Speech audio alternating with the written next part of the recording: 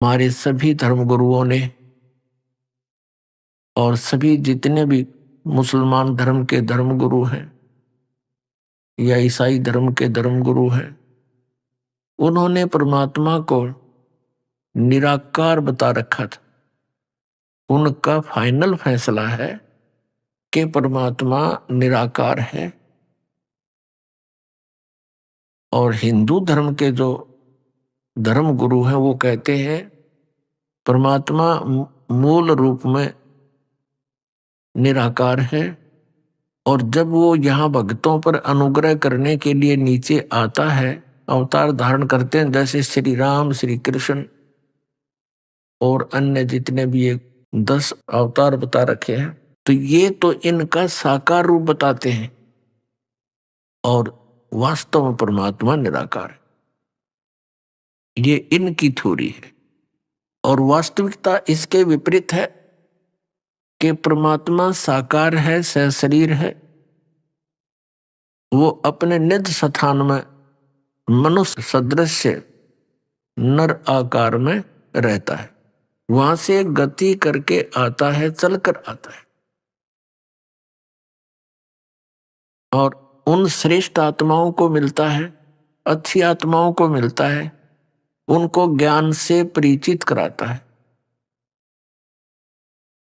और अपने सतलोक से, सचखंड से भी परिचित कराता है। उसके पश्चात परमेश्वर के उस निज धाम को, शाश्वत स्थान को, सनातन परम धाम को आंखों देखकर वो पुण्यात्मा, वो महान आत्मा फिर आगे अपने एफिडेविट देकर चले जाते हैं कि हु इज गॉड, कौन है परमात्मा, कैसा है वो भगवान, कहाँ रहता है वो मालिक, कैसे मिलता है वो परमपिता। पहले तो आपको ये दिखाते हैं कि हमारे सदग्रंथ परमात्मा के विषय में क्या जानकारी देते हैं। पुण्यात्माओं, अभी तक इन्होंने हमारा फूल बना रखा था इन नकली गुरुओं ने।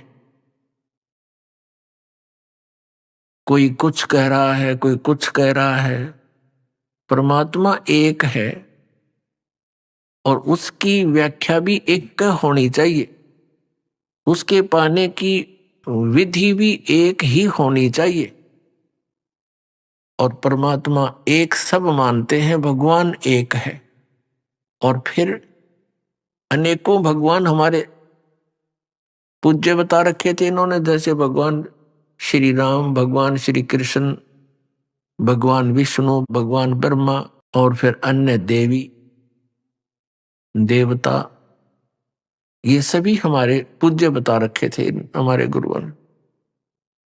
तो पुण्यात्मा, हमारे जो सदग्रंथ हैं जिनको आज तक हम शिरोधार्य मानते आए हैं, वो कौन कौन से हैं? पवित्र चारों वेद, पवित्र श्रीमद् भगवत गीता और पवित्र 18 पुराण। अब इन सदग्रंथों में भी अंतर है। जैसे ये 4 वेद, ये गॉड गिवन है, ये प्रभु दत्त है, परमेश्वर ने दिए हैं। और श्रीमद् भगवत गीता, ये भी गॉड गिवन है। श्रीमद् भगवत गीता में ये काल स्वयं वक्ता बना श्री कृष्ण में प्रवेश करके, जिस कारण से इसने श्रीमद् भगवत गीता में कुछ अपना मत जोड़ दिया, योग कर दिया। और वो मत यानी इसके विचार यदि वेदों से नहीं मिलते हैं तो फिर वो हमें मान्य नहीं। ये 4 वेद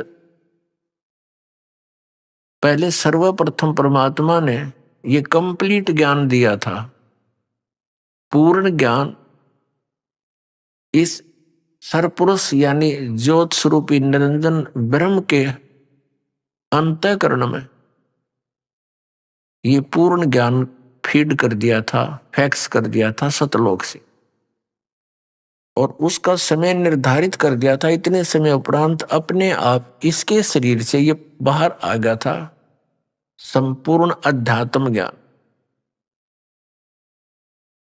इस काल भगवान ने जब पूरे कंप्लीट वेद को देखा तो इसने क्या किया, इसमें से वो भाग निकाल दिया जिसमें पूर्ण परमात्मा के पाने की विधि और सतलोक के अंदर वर्णित विशेष जानकारी जो थी, वहां क्या स्थिति है, कैसे रहते थे तुम, यहां कैसे आए, ये भी ज्ञान था। इसने उस पोर्शन को, उस भाग को निकाल कर नष्ट कर दिया। शेष जो ज्ञान है अपने पुत्र ब्रह्मा को दे दिया। आगे चलकर इन्होंने 4 भाग कर लिए।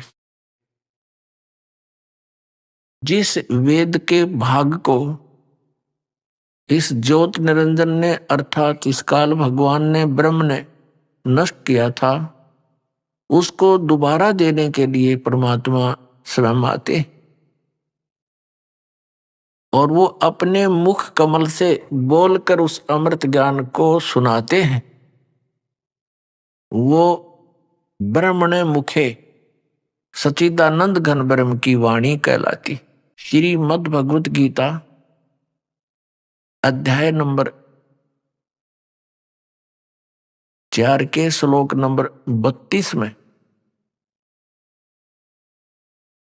ये वर्णन किया है कि सच्चिदानंद घन ब्रह्म की वाणी में